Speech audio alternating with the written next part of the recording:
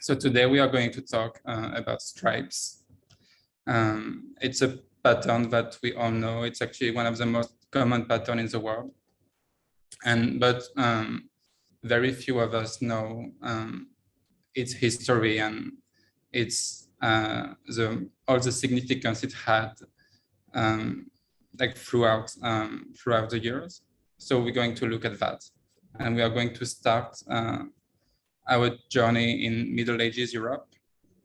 So I'm doing this through a Western point of view. I don't have enough knowledge to talk about the significance it might have had in different cultures or civilization. But if someone has any knowledge about that, please feel free to share and chime in.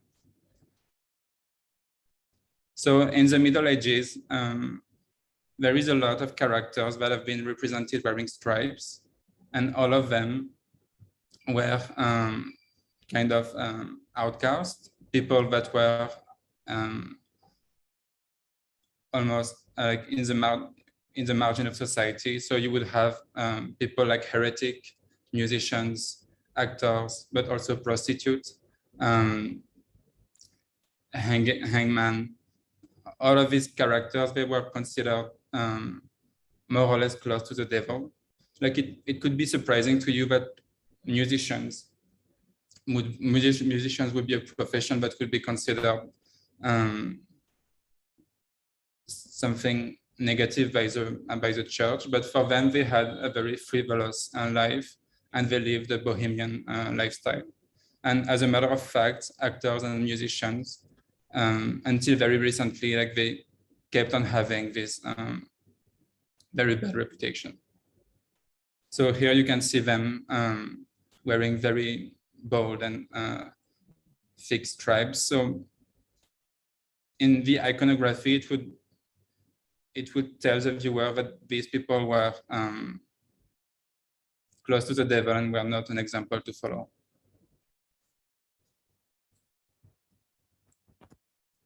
So there is a few reasons to that. And one of them is that in the Bible, there is an extract that says, "You will not wear upon yourself a garment that is made of two." So we could interpret this sentence in two ways. The first way is that you will not wear a garment made of two different colors. And the second way is that in that case, you will not wear a garment which is made of two different materials. So that could be linen and wool. So the reason why is that wool is from an animal origin and linen is from a vegetal origin. And the Bible says that things of animal origin and things of vegetal origin should not be mixed, because then like, you will lose the purity. So it's most likely that they would go for the first reason, which is you will not wear a garment which has two colors. So that would ban all kind of stripes or motif. So we have a few more examples of these characters wearing stripes. So on the left, you can see two thieves that are beheading someone. So it's obviously something which is punishable and looked down upon by the church. And then on the right, I think it's another exception of a musician. And you can see that they, on top of the striped garment is wearing, like is also depicted in a very grotesque facial expression. And the last examples, so this is a biblical scene. So this is Solomon beheading the Saint Jean-Baptiste. So she was a prostitute, so all more reason for her to be wearing stripe again. And then you can see this group of characters on the left who are reprimanding her. And there's also one thing that we have to remember is that at this time, images and stained glass were the only way for the church to communicate with the masses, because most of them would not be able to read or write. So whatever they were telling them, it was through these images. So it had to be very impactful, and in a glance, they had to understand who was each character, what they were standing for, and if they were on the good side of religion or on the bad side of religion. And then they could take lessons from both stories. Then from the Middle Ages, we are moving to Renaissance. And in that time, like from being a sign of exclusion, it's now a sign of domesticity. So who is now wearing stripes? It is the workforce, people who are less privileged, and mostly the domestic servants. So you can see now that the stripes are a lot less bold and the colors are a bit more subdued. So that is because there has been a lot of advancement in terms of weaving technique. So they are now able to do much finer work when it comes to stripe.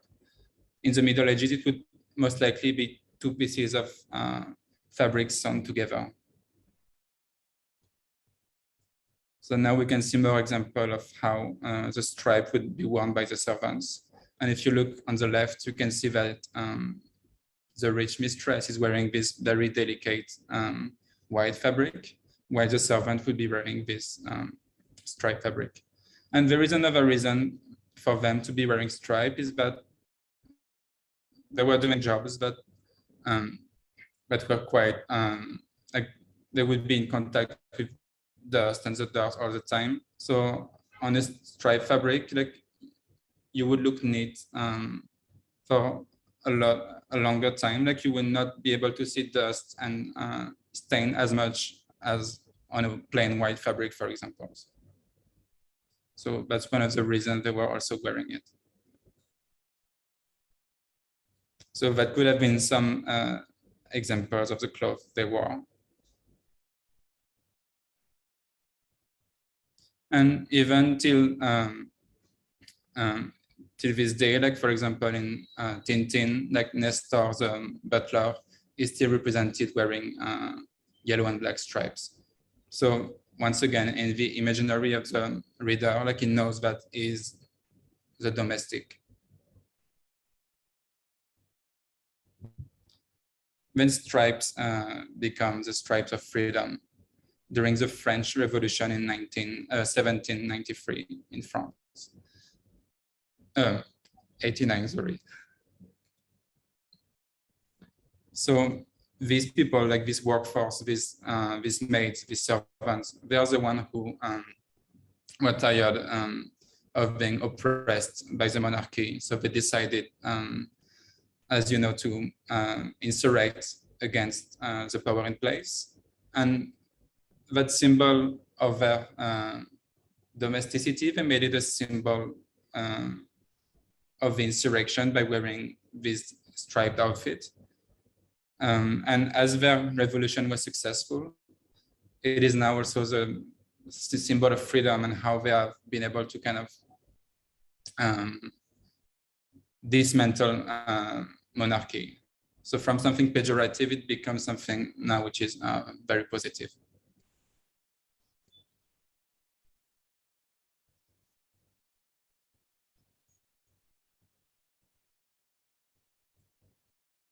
Then it becomes the stripes of victory.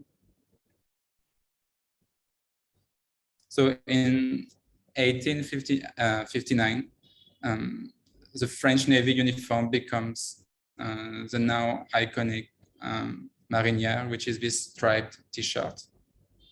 So there is a few reasons for that. I mean, people have different stories about it. Maybe some of them are urban legends. So apparently there would be 21 indigo stripes on a T-shirt, and this number of 21 stripes is supposed to represent the 21 victories that Napoleon had against the British on the sea. Like another reason was said to be that if one of them was supposed to fall in the sea, it would be easier for the people on the boat to see them and to maybe save them. And the third reason was that indigo was a very expensive dye. So by only having portions of the cloths being dyed, then you would be able to save a lot of pigment and hence a lot of money as well. So there is maybe three explanations. Maybe there is a little bit of everything which is involved. So yeah, the 21 stripes. Then it also has this connotation of leisure later on. So in the early 20th century, starting in France. So people, like the social context is that people started having more free time and maybe having a Sunday with, which was free when they did not have to work. So they were able to go to travel a bit and leave the city and go to the beach.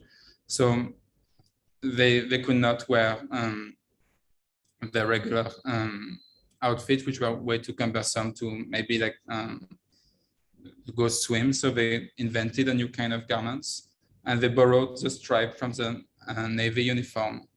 And then we have here the kind of first bathing suits, which are very elaborated, still in this indigo and white colors.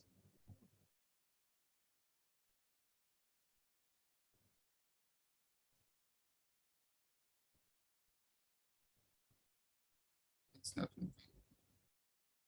Yes, so some more picture. This is in the United States.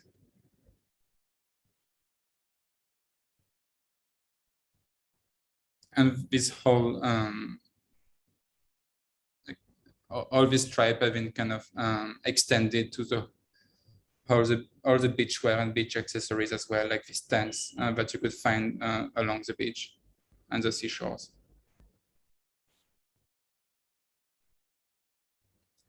And then next to that, it also became the stripes of captivity, starting in the 19th century in Europe and USA. So stripes were a way for the law to dress the prisoners. And once again, there is a few practical reasons for that. It was not an arbitrary choice. So the first one is that wearing such heavy pattern garments was a way to diminish the morale of the prisoners, to stigmatize them, and to really diminish their self-esteem as well. Like, it would be a way for them to never forget about their condition as convicts. And the second reason was that if they were to escape, like there is no way they could camouflage in nature. And if someone were to see them, they would know that they were convicts. So that helps as well.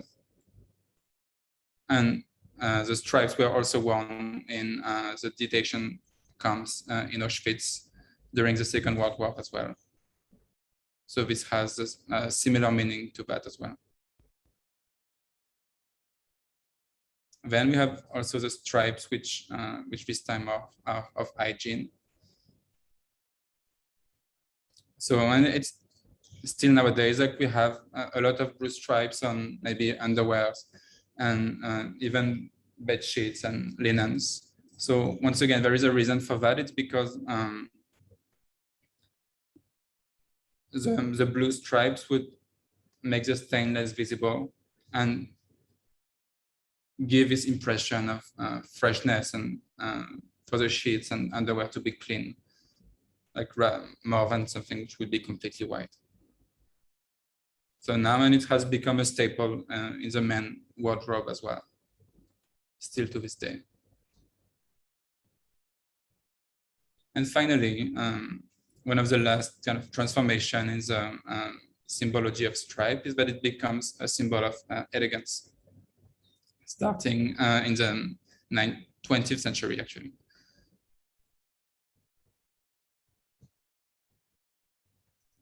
So in 1916, Coco Chanel started to wear this marinière, so this uniform from the men in the Navy, and she decided to wear it when she was going on the beach in Deauville in the north of France. So if we look at it from like our perception in nowadays, it seems like a very simple and a common outfit, but for the time it was actually very revolutionary. And for a woman to be wearing pants, but also wearing a jersey shirt that could be traditionally worn by men would be like a big transgression. And still to this day, like this outfit can be worn. Like you could see her in the street, you would not blink. Like she kind of invented this timeless style, which we associate with stripes now. And then it started appearing in movies as well. For example, John Wayne in Adventure Hand, and I think in 1938, it contributed to popularize the stripes as well. And then from there, a lot of movie stars and icons starting to wear this same kind of stripes as well. Like you can see Brigitte Bardot, Audrey Hepburn, or Elizabeth Taylor. So all the icons wearing it. It was a way to be elegant without being too dressed up. It had this kind of nonchalance to it that they were appreciating. Like here we can see Catherine Deneuve in Cannes, like wearing a gown full of stripes. Then we have an early version of Marilyn Monroe before she became this glamour icon. And then on the right we have Jean Seberg and Marlon Brando as well in movies. So all of this helped create the iconic status of the stripes. And even the men, like you have Robert Redford on the top left, then James Dean bottom left, and Andy Warhol, and even Picasso would only wear stripes. So all the icons really. So then it's appearing like on the cover of magazines, and I thought it was interesting to see how like the pictures in the middle, like she's wearing a very similar outfit to this revolutionary on the right, and how in just a few centuries, like from something which was very transgressive and which was heavy with symbols, we arrive on something which is now just not more than a fashion statement and choice. Even the colors are extremely similar. And now, like, it has also become one of the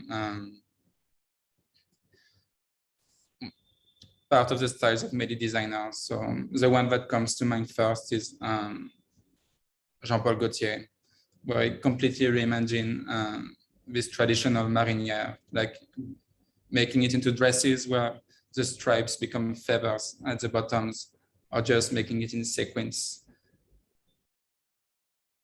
And then another designer is Sonia Rykiel, who made it very popular and is very well known for this colorful stripe, now moving away from the traditional white and blue stripes.